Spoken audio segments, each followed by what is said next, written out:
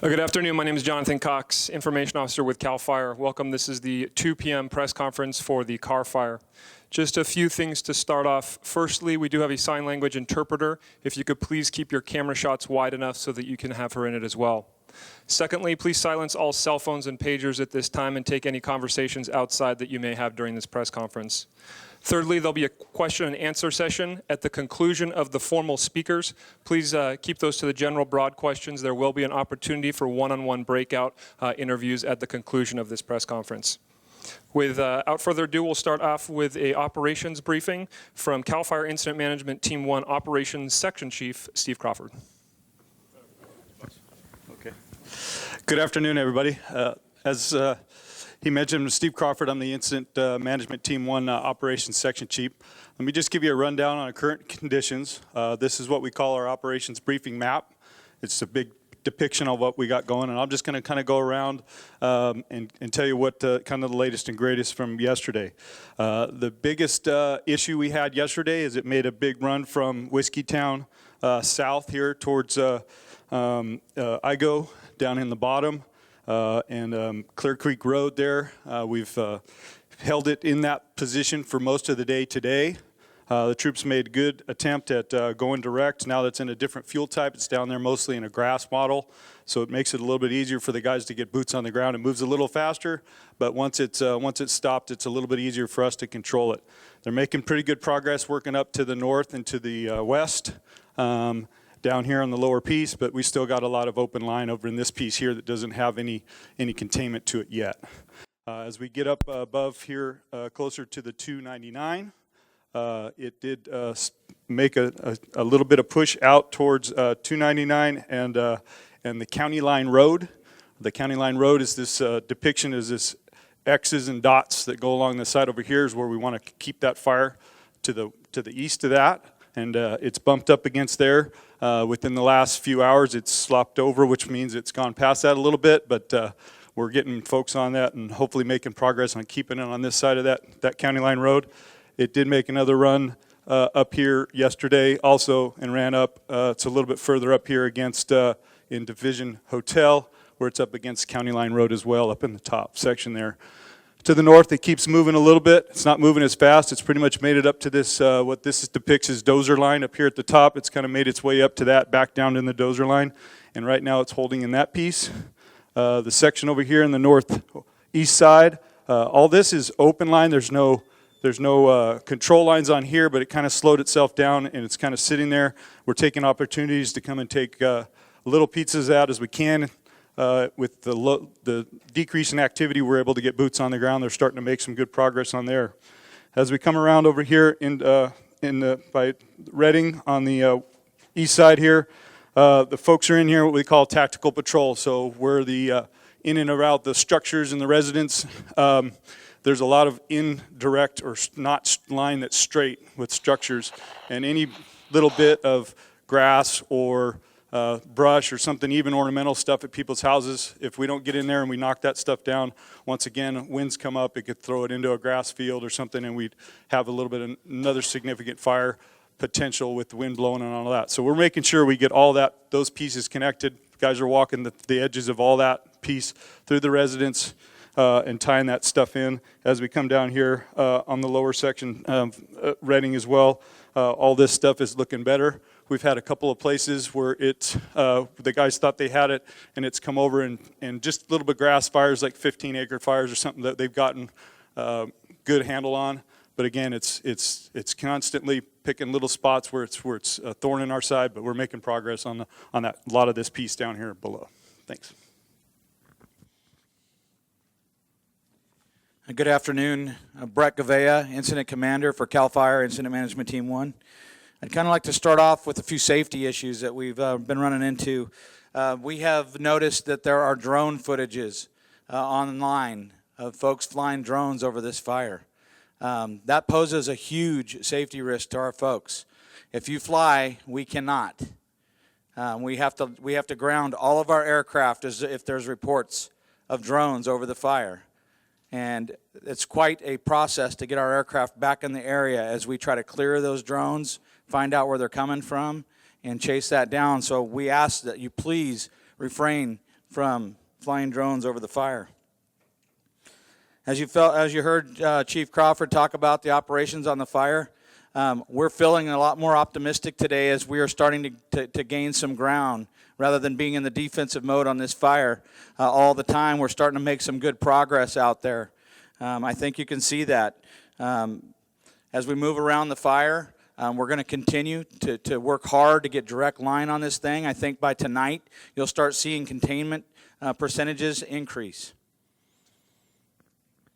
The fire does continue to grow on us in some remote, inaccessible areas. We're making our way into those areas. The positive thing about that is that we are out away from many of the residence structures and critical infrastructure in and around Shasta County. However, that does pose some threats to communities that are further out, and so we are working hard to make sure that we contain those areas, make good access, and have plans to move forward.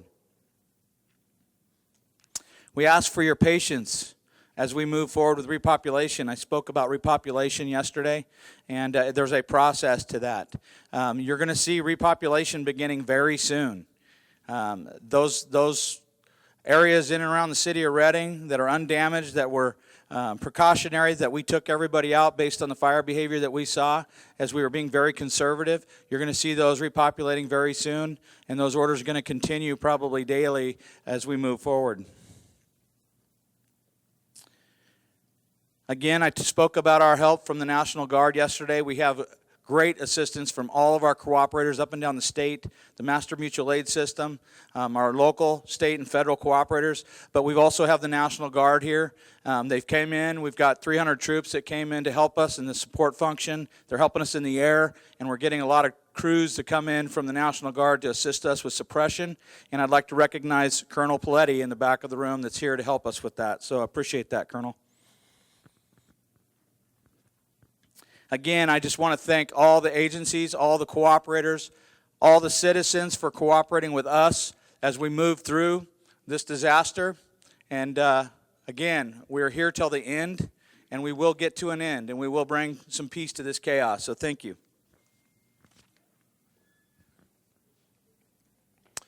Good afternoon, Rick Young, Instant Commander with the National Park Service. Chief Gavea mentioned the cooperators we've been working with. In addition to the state and federal agencies, those cooperators represent 163 different fire departments from border to border.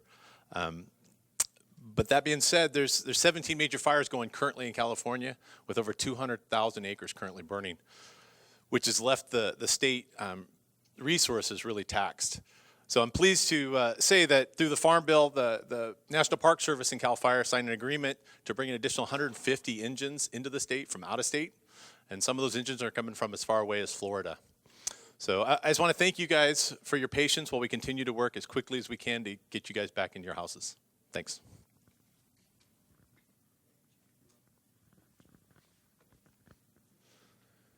Good afternoon. Mike Hebrard, Unit Chief for the Shasta Training Unit and the Chief of the Shasta County Fire Department. My message today is actually very simple in that I want the community to know that we care about you and we are moving as fast as we can to get you back into your homes if you're in an unaffected area of the fire. We understand how that feels. A lot of us are evacuated as well. We want to get you back in and help this community come back together. So just know and be patient with us that we are clearing areas and making it safe for you to go home as fast as we can, as well as continuing to fight this fire out on the other flanks where it is still actively burning. So be patient with us and know that we are working as hard as we can for you to get you back into your homes. Thank you. Will Francis, the Reading Fire Department. I'd just like to echo what Chief Ebart said. Reading Fire Department is hurting deeply, but we are committed to serving the community and getting everybody back in their homes as quickly as we possibly can. Thank you. Good afternoon, Tom Basenko, Shasta County Sheriff and Director of Emergency Services for Region 3, which includes the 13 northernmost counties for California. We are working under a unified command with our cooperators with the fire side of the house. We have established an emergency operations center with our city and state partners with OES. We have law enforcement mutual aid in the North State. Currently, there are over 100 officers assigned to this incident, and they are coming from all around surrounding counties and cities that are contributing to this. We're also assisted by animal regulation officers from Siskiyou County, Tehama County, our search and rescue unit, and Haven Humane. Right now we have 70 officers assigned to this incident on this shift, out patrolling the evacuated areas, looking for crime, looters, and trying to keep this area safe. We're also being assisted by the California National Guard Military Police Unit with about a total of 600 soldiers serving our nation and serving Shasta County right here to help keep it safe. They are here in a support and assistance mode, assisting us with not only personnel at the roadblock areas, but also with other resources.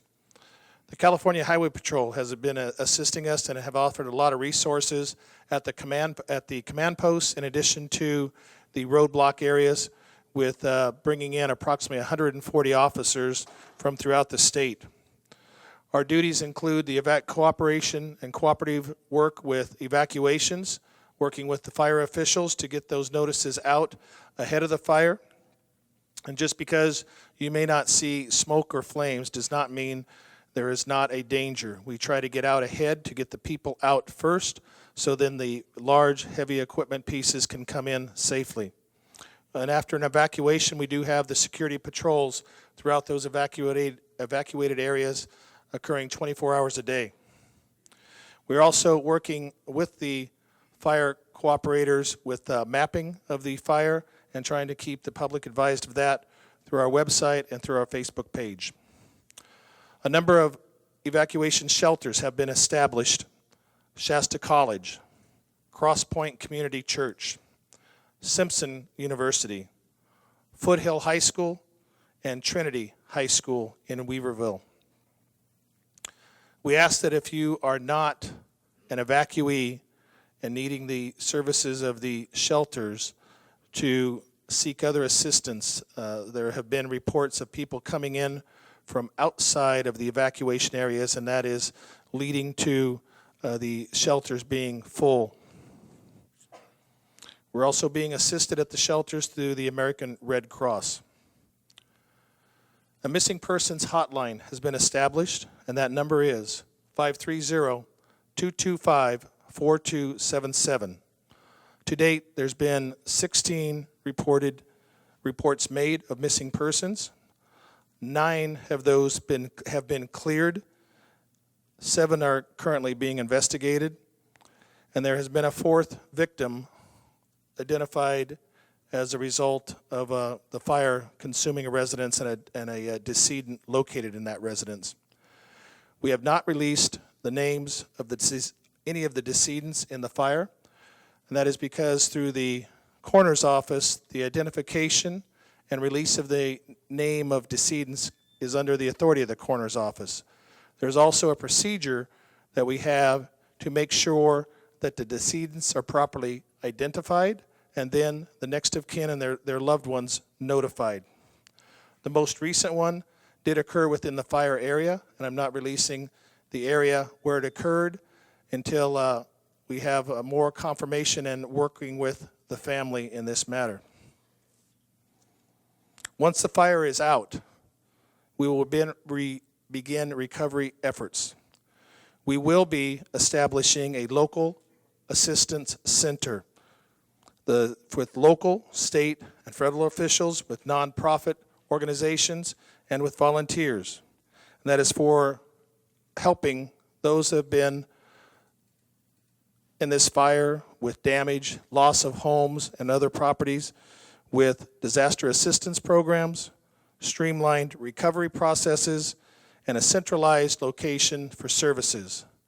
That local assistance center has not yet been established, but it will be in the next coming days or weeks.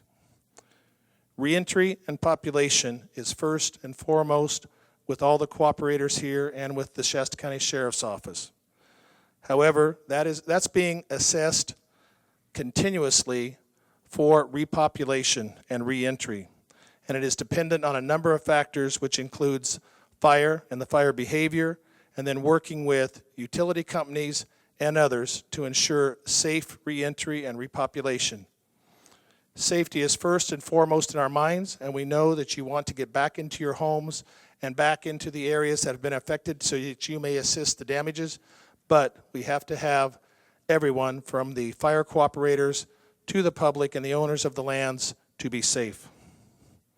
I am very proud of the men and women of law enforcement that have been serving here in Shasta County, our own Shasta County Sheriff's deputies, our staff, and our volunteers, in addition to the law enforcement agencies that have been assisting us, especially here locally with the assistance of the Reading Police Department and the Anderson Police Department, Probation Department, and the District Attorney's Office.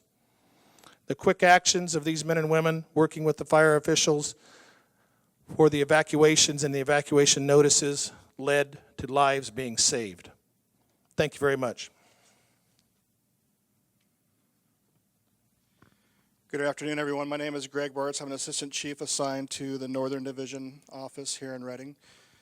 Currently, we have 120 officers with boots on the ground here in Shasta County, assisting our great allied agency partners in the Shasta County Sheriff's Office and the Reading Police Department, as well as CAL FIRE.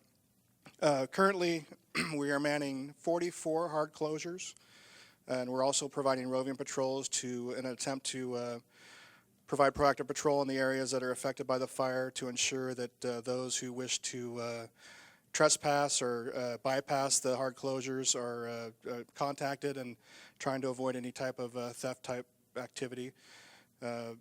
Right now, we have employees or sworn employees from our Valley Division, our Central Division, and our Golden Gate Division up here in Shasta County. We are doing this on a rotational basis, and we're here to fight the good fight with all of our partners all the way up until the end of this incident.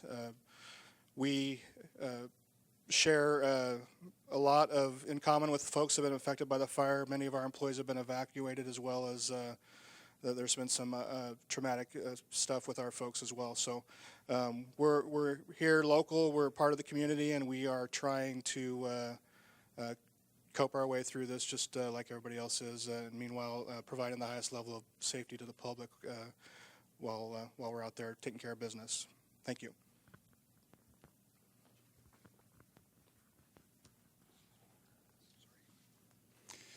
My name is Leonard Modi. I'm the Shasta County Supervisor for District 2. Most of the burn area is in District 2.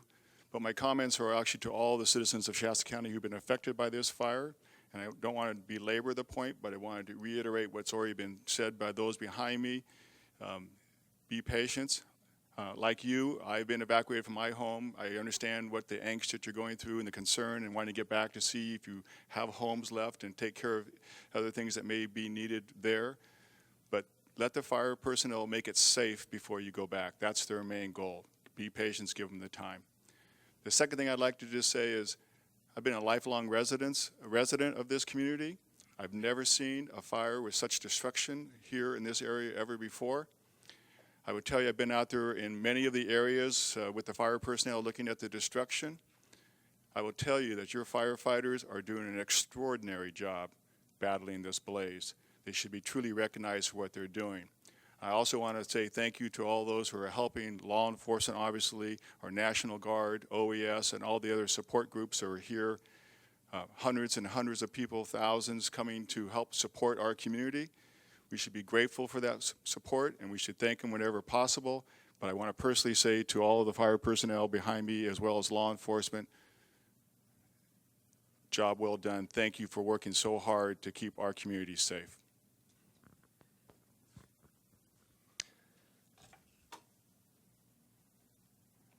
Thank you. That concludes the formal presentations for this press conference. Just before we get into Q&As, we do have representatives up here. Chief Moore from the Reading Police Department is up here. In addition, U.S. Congressman LaMalfa is also in the room, as well as some cooperators from different agencies. So questions that may be specific for them, they are available in the room as well. With that, I'll open up to any questions.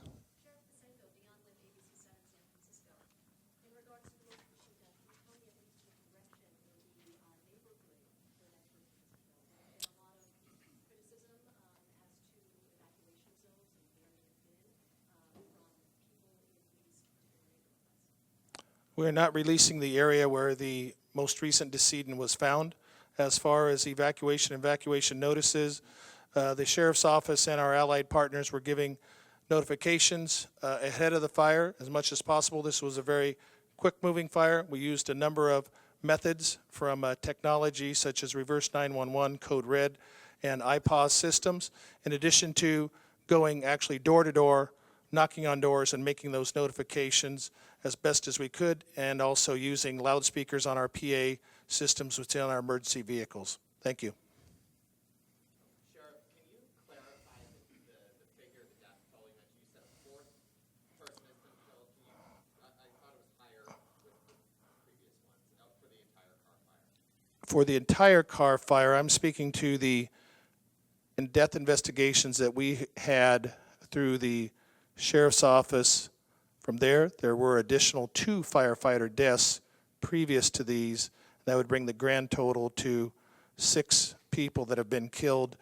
And my sympathy goes out to their families and for the firefighters and their brothers and sisters that have been here fighting the fire, the loss of those firefighters.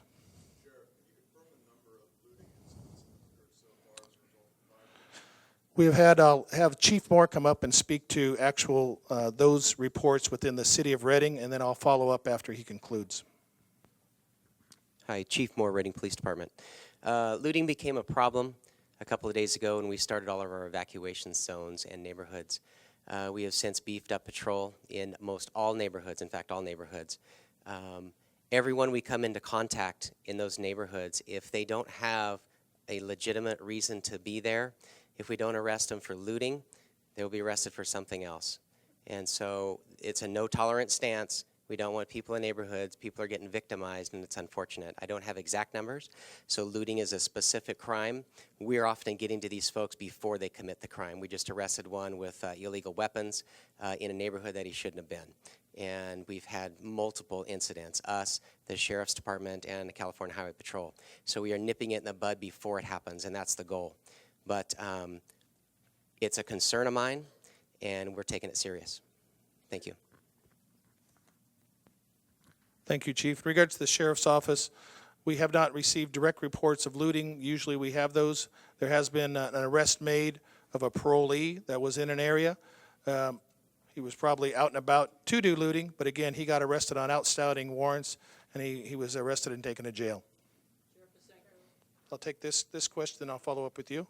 The 4 civilian deaths, were there evacuation orders in those areas where they died? We are looking into that. I believe there was, yes. And I can't speak to all 4. In the most recent one, we have confirmed that the person did receive evacuation notices and did not evacuate. Sir. Sheriff, if you can speak, and as well as any of your colleagues who want to speak to the fatigue that your officers or firemen are facing, this has been a very long fire season. How are people holding up, especially officials? It is very, very difficult at times for our individuals. They are working for the law enforcement side, they are working very long hours out there on patrol, looking and for criminal activity and keeping our communities safe.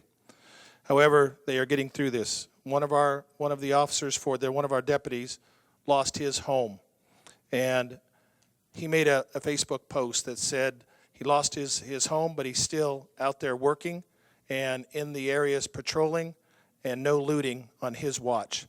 And I used that, gave him credit, and used that as a briefing item to the men and women that are out there patrolling these areas.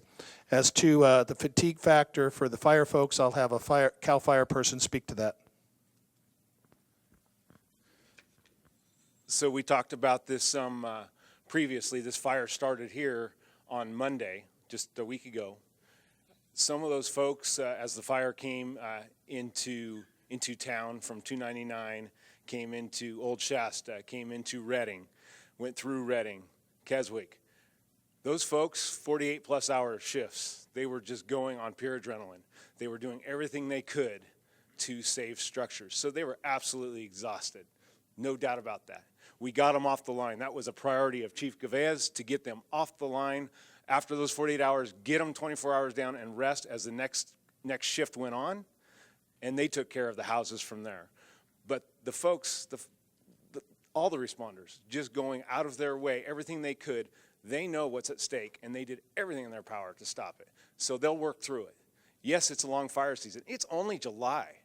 Last year, we were in Napa, Sonoma, Mendocino in October. We were in Ventura and Santa Barbara in December into January. We got a long ways to go. It is early in the fire season. So yeah, we recognize it in our department, and we work with the guys to try to get them some downtime when we can get them off the fires. It's just something we have to work through. The evacuated folks from the burned areas are desperate to know about the condition of their homes. I've been asked if there's any way that with the windshield surveys, if access could be made to dash cam footage after that. So the windshield survey is perhaps a deceiving name. It's not having actual dash cam video of it. That's just going by, looking through your windshield, yes, a house here was destroyed or survived. And so there isn't footage per se of that. Is there any way for people to find out specific information about their homes? I'm going to defer to the sheriff to see. We collect the information and we get it into the county, and then I believe that's part of what they're working on setting up to get to folks. Thank you, Chief. In regards to the firefighters, I'll go back a little bit in regards to the firefighter fatigue. I was out with Chief Hebrard early in the incident, and you can see the fatigue on the faces of the firefighters. What really helps encourage them is a thank you. We were giving verbal encouragement, just saying thank you, you're great, you're awesome, and you can see their faces perk up and they get re-energized. So I asked for our community to send thank yous to the firefighters, whether it be a postcard or something posted near the fence, maybe down Highway 273. That gives a lot of encouragement. There are boards of plywood here that get posted with thank yous, and that is a big plus for the firefighters that are coming in to recover. In regards to the addresses, we have an expansive area to survey with nearly 100,000 acres that have been burned and a number of structures, including homes. And I'll see what we can do about perhaps posting those addresses as well. One thing that does concern me is as you post the addresses or the media comes in and perhaps does some filming on the address, and yet the people may have not known about that being destroyed yet. But thank you.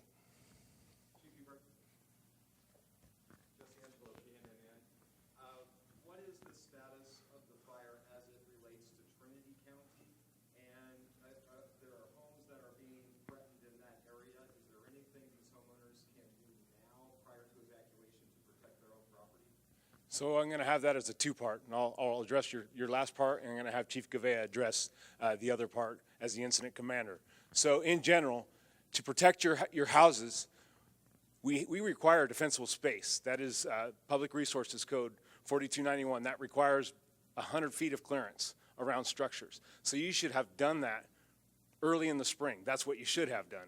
If folks haven't done it, they can start removing some of the vegetation around their houses, although as it's windy, you can't do that later in the day.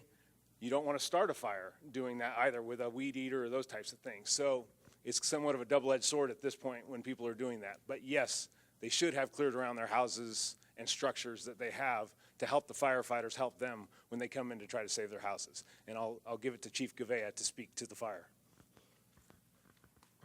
So if I understood you right, evacuations in relation to the fire activity in Trinity County? Well, that and what is the status of the Carr fire as it relates to Trinity County? The fire was very active in that area yesterday that prompted those evacuations in the Lewiston area. Again, as I spoke the last couple of days and again in this meeting here, we've been very aggressive, much more so than even on most of our normal vegetation fires that we have encountered over the past seasons, all because of the fire behavior that we've experienced on this fire. That type of behavior can show itself at any time without a moment's notice, as it did to us 2 days in a row. Again, just to reiterate that, I believe it was Wednesday night of last week, I'm losing days a little bit, that behavior started at 9 o'clock at night, and we expected the next night that's when we'd see some of those same winds, and then it was 3 o'clock the next afternoon. So the weather's been very unpredictable.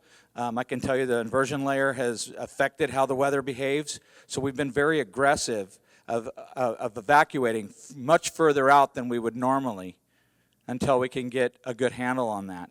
We've made very good progress up there today, but we have to have some decision points to where we feel very confident that it's not going to make it there, and then we can let people back into their homes. And we're going to do that as soon as we possibly can. I have a question.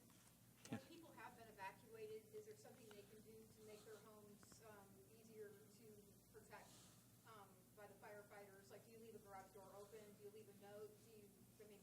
I've heard like turning off gas and electricity and all that stuff. I think as we point out through all of our information, our fire safe information that we put out every year, being prepared ahead of time by clearing everything, making it easier for firefighters to get in there, having your access into your home clear. If you have long driveways, clearing of brush, debris, not stacking firewood up against your home, making it much easier for firefighters to get in. As far as access into your home, all the standard things, closing your blinds, all those types of things. If you feel that you need to leave a door open or you are trusting of that, that does help at times if there are. Firefighters do have tools to access the house. If there is a fire that starts on the house, we need assistance on getting in. They can make access in an emergency.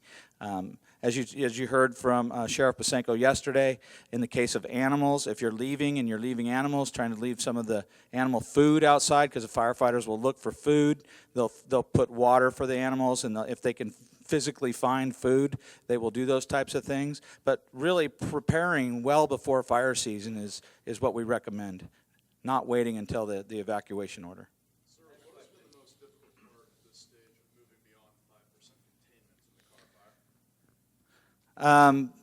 Well, the amount of the sheer vastness of the fire, the amount of destruction that the fire has laid out, as well as the amount of infrastructure, homes, power lines, all those types of things contribute to containment.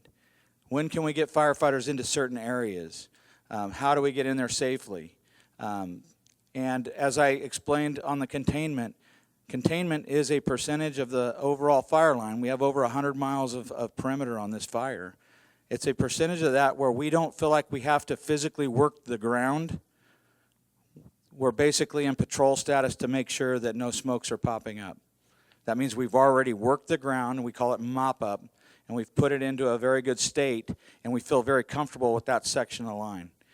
It's just we're in very complex. We're spread thin, as you well know, as we have 100 miles of perimeter. But that number is going to increase as that line sits. We get it in place. We work that dirt, like I said, and a day or two goes by, then you're going to see those containments coming up. I can tell you that we're making great strides every day getting those containment lines on the fire and then working it to get it to that containment status.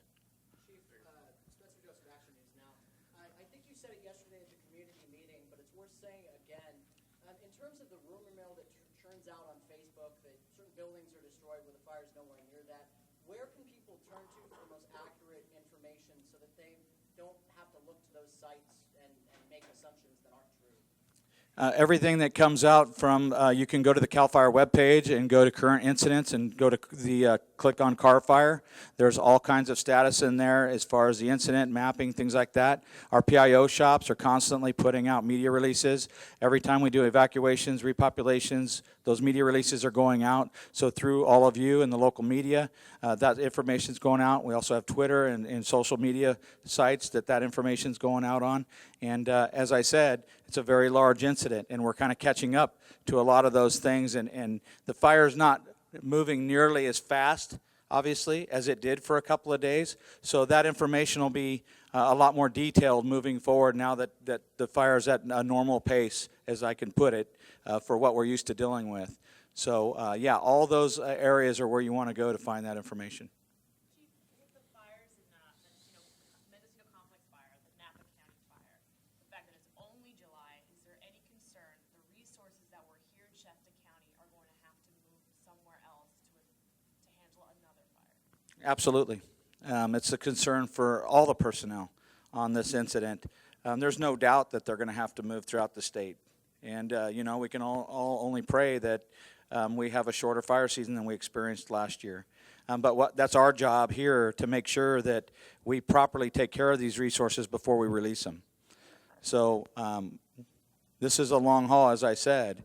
But as other incidents come up and we need to move resources, it's our job to make sure that they're well slept, they're well fed, re-outfitted, and in a good state to where we can send them to another incident and they're fresh to go to work.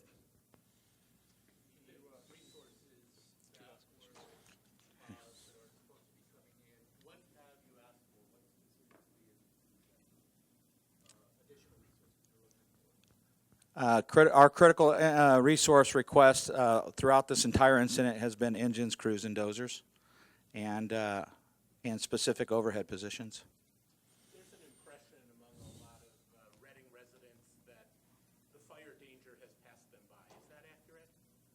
All I'll say is that we are very encouraged with the fire status in the city limits today. Firefighters are making very good progress in the city, and it's looking very good. We've had no movement on the fire over the last day inside the city limits. So things are looking very good, and we're very optimistic moving forward inside the city limits. Thank you. That concludes the formal question and answer period. All representatives will be available for one-on-one conversations after this. As far as the information goes, please expect the next accurate update at 7 p.m. from the official release of information. That will have updated numbers and information. Please remember your cell phones to turn back on, and thank you.